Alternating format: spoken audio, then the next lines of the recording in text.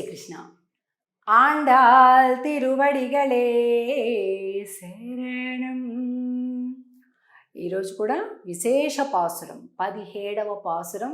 ఈరోజు దానాలు ధర్మాలు అందరికీ బాగా చేసుకుంటారనమాట. ఈరోజు ఎవరైనా పెద్దలకి ఏదైనా బట్టలు పెట్టాలి, ఏదైనా దానం చేయాలి, భూదానం, గోదానం, వస్త్రదానం అంటే తిరుప్పావై కాలంలో చేసుకోవాలి అంటే ఎక్కువగా ఈ పాశురం రోజు చేసుకుంటుంటారు. ఎందుకంటే ఈరోజు నందగోపుడి యొక్క దాన వైభవాన్ని వర్ణించేటటువంటి పాసురం కాబట్టి పాసురం చూద్దాం. అంబరమే తన్నీరే సోరే అరం செய்யும் எம்பெருமான் நந்தகோபாலா எஜுந்திராய் கொம்பனார்க்கெல்லாம் கொழுந்தே குலவிளக்கே எம்பெருமாட்டி யசோதாய் அறிவுராய் அம்பரம் ஊடறுத்து ஓங்கி உலகளந்த உம்பர் கோமானே உறங்காது எஜுந்திராய் செம்பொற்கழலடி செல்வா பலதேவா உம்பியும் நீயும் உறங்கு ఏలోరెంబావాయ్.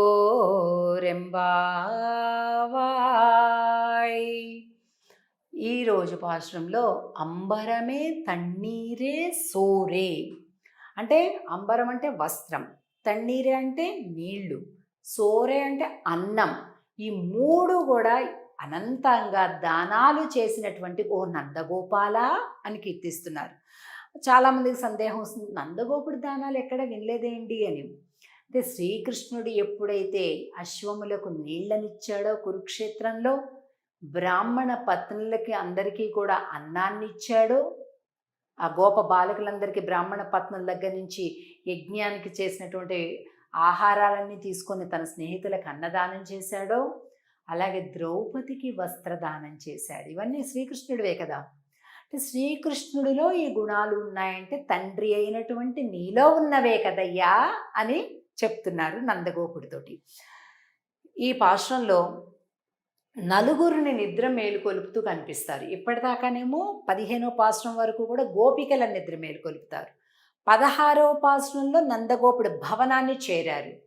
17వ పాశ్రంలో భవనం లోపలికి వెళ్ళారు. అక్కడ నలుగురిని మేలుకొలుపుతున్నారు. 1 నందుడిని, 2 యశోదని, 3 శ్రీకృష్ణుడిని, 4 బలరాముణ్ణి. వీళ్ళందరినీ కూడా నిద్ర లేపటం కనిపిస్తుంది. కాబట్టి ఇక్కడ ఏ గోపి ఎలాగా దానాలు చేశాడో చెప్పాం. శ్రీకృష్ణుడు ద్రౌపదికి వస్త్రదానం చేశాడు నిండు సభలో. దప్పిక కొన్నటువంటి గుర్రాలకు యుద్ధరంగంలో నీళ్ళు ఇచ్చాడు. ఇదేమో అడవులకు వెళ్ళినప్పుడు తోటి గొల్ల పిల్లలకు ఆకలిగా ఉన్నవారికి మునిపత్నులతోటి అన్నం పెట్టించి అన్నదాత అయ్యాడు. కాబట్టి ఈ ప్రకారంగా అనమాట. ఇందులో ఎంబెరు మాట్టి యశోదాయ్ అరివురాయ్ అని అంటున్నారు. ఎంత అందమైన పదాలంటే, యశోదమ్మ తల్లిని అమ్మ తెలివి తెచ్చుకో అంటున్నారు. నిద్రలే అంటలేదు, తెలివి తెచ్చుకో అంటున్నారు. అంటే తల్లి ఎప్పుడూ నిద్రపోదండి. చంటి బిడ్డలుంటే తల్లి ఎప్పుడైనా నిద్రపోతుందా? ఎప్పుడు ఆదమర్చే ఉంటుంది. నిద్రపోయినట్టుగా అనిపిస్తుంది చూడటానికి, కానీ ఎప్పుడు ఒక ఒక ఆత్మ ఎప్పుడు అలాగే, పిల్లలు ఎప్పుడు లేస్తారా, వాడికి ఎక్కడేమవుతుందా, వాడికి సరిగా ఉందా లేదా కంఫర్ట్గా అనే ఆలోచనతోటే పరాకుగా ఉంటుందండి. పూర్తిగా గాఢ నిద్రలోకి వెళ్ళలేదు తల్లి ఎప్పుడు కూడా. సో అలాగే యశోదమ్మని అంటున్నారు. స్త్రీలలో చిగురు వంటి దానా ఎంబెరుమాటి అశోదాయ్ అరివురాయ్ అని అంటూ ఆమె యొక్క సౌందర్యం, యశోదమ్మ యొక్క సౌందర్యాన్ని చెప్తున్నారు ఇక్కడ. అంటే ఒక చెట్టు యొక్క చిగురు చాలా లేతగా ఉంటుంది, వెంటనే వాడిపోతుంది. అలాగే ఎవరికి ఏ బాధ వచ్చినా ముందు యశోదమ్మే ఆ విలవిలలాడిపోతుందట. అంతేకాకుండా మా వంశానికి మంగళ దీపము వంటి దానివి నువ్వు అని చెప్తున్నారు కదండి. ఎంత గొప్ప విషయం అండి. మంగళ దీపం ఆవిడే. లేకపోతే స్వామిని, పరమాత్మని జగదాచార్యుడిని ఈ లోకానికి అందించినటువంటిది కదా యశోదమ్మ తల్లి. అది అరివురాయి. నిద్రలే మేలుకో అని అనకుండా తెలివి తెచ్చుకో అని అంటున్నారు.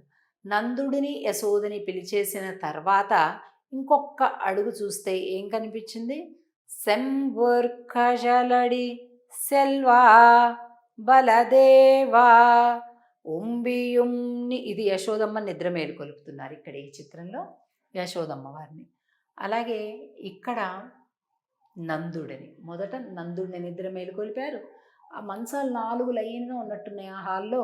మొదట నందుడు, తర్వాత యశోదమ్మ, తర్వాత బలరాముడు, ఆ తర్వాత కృష్ణుడు. యశోదమ్మ పక్కన కృష్ణుడు, ఆ తర్వాత బలరాముడు ఉన్నారు.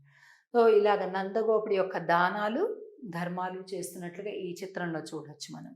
నందగోపుడి మంచం చుట్టూ చేరి ఆయన్ని నిద్ర లేపుతున్నట్టుగా ఇక్కడ చూడొచ్చు. యశోదమ్మని నిద్ర మేలుకొలిపేది ఇక్కడ చూస్తున్నాం మనం. అందరివి లైన్‌గా ఉన్నాయన్నమాట. అంబరం ఊడరుత్తు ఓంగి ఉలగళంద. అంబరం ఊడరుత్తు అంటే ఆకాశాన్ని కొలచినటువంటి పాదము స్వామిది అని చెప్తున్నారు. ఉంబరు కోమానే ఉరంగాదు ఎజుందిరాయ్. ఇక్కడ ఈ పాశ్రంలో ఇంకా ఏం చెప్తున్నారంటే, ఆకాశాన్ని కొలిచినటువంటి స్వామి, ఆయనకి స్వామి పాదం కనిపిస్తుంది ఇలా. స్వామి యొక్క పాదం కనిపించి అక్కడ శంకు చక్రాలు ఇవన్నీ ఉన్నాయి.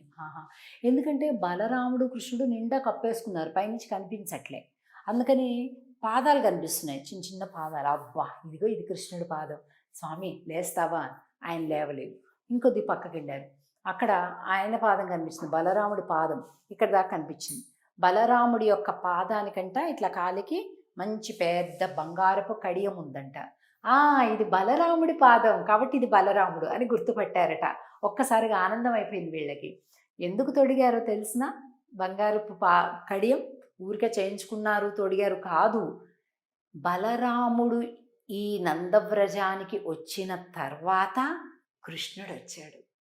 మనం ఆ కాలు పెట్టిన వేళ విశేషం అంటుంటారు చూసారా, అలా బలరాముడు, ఆహా ఏం పాదం అయ్యా నీది, నీ పాదం పెట్టావు, సాక్షాత్తు శ్రీకృష్ణుడి నందవ్రజానికి వచ్చాడు అని అందరూ కలిపి బలరాముడికి ఒక పెద్ద బంగారు కడియం తొడిగారట, సన్మానం. అది కనిపించింది వీళ్ళకి. ఇది బలరాముడు, అదిగోగో అది శ్రీకృష్ణుడు అని తబ్బి ఉబ్బైపోతున్నారు, ఆనందపడిపోతున్నారు స్వామి యొక్క పాద దర్శనంతో. ఇది 17వ పాసురం, చాలా విశేష పాసురం. ఇంకా రేపటి రోజు 18వ రోజు అమ్మవారి పాశురం కనిపిస్తుంది. అరే ఇంత లేపినా లేవటంలా స్వామి. ముందు అమ్మని సేవించుకొని తర్వాత స్వామి దగ్గరికి రావాలి కదా అని ఒక్కసారిగా వాళ్ళకి ఫ్లాష్ అయిందనమాట. మనకు ఆలయంలోకి వెళ్ళినప్పుడు కూడా ముందు అమ్మవారి సన్నిధిని దర్శించుకొని తర్వాత స్వామి దర్శనానికి వెళ్ళాలి. ఎప్పుడు డైరెక్ట్గా స్వామి దగ్గరికి వెళ్ళకూడదు. ఇది కూడా ఈ పాసుర క్రమంలో ఆండాళ్ళ తల్లి మనకి చెప్తుంది. తప్పకుండా అద్భుతమైనటువంటి పాసురం రేపటి పాసురం. అమ్మవారి అనుగ్రహం కలిగింపు చేసేటటువంటి పాసురం కనుక మరింత శ్రద్ధగా విశేష పాసురం 2 సార్లు చదువుతూ ప్రేమగా అన్వయించుకుందాం. ఆండాళ్ తిరువడిగళే శరణం. జై శ్రీకృష్ణ.